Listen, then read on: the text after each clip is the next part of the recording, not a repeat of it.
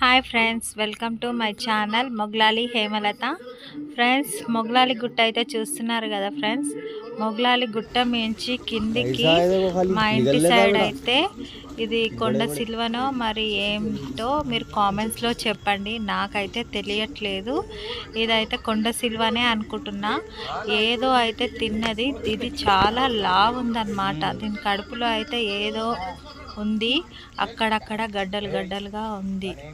అందుకోసమే ఇలా కనిపిస్తుంది కదా ఫ్రెండ్స్. చాలా పెద్దగా కూడా ఉంది. ఎంత పెద్దగా ఉందో ఎప్పుడు చూడలేదు లైఫ్లా. ఇప్పుడు చూశాను నేనైతే. చాలా భయం వేస్తుంది.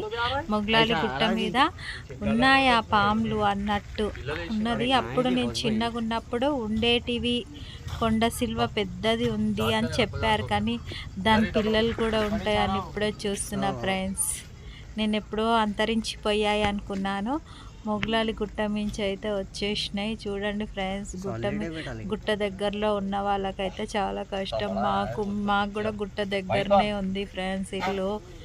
ఎంత పెద్దగా ఉందో చూస్తున్నారు కదా ఫ్రెండ్స్. దాన్ని చూస్తేనే అమ్మో చాలా భయం వేస్తుంది. అదైతే బయట మనుషులలోనే తిరుగుతుంది ఫ్రెండ్స్. మేమున్నామని కూడా చూడకుండా అది అటు ఇటు కదులుతూనే ఉంది. ఎంత పొడుగు ఉందో చూడండి ఫ్రెండ్స్.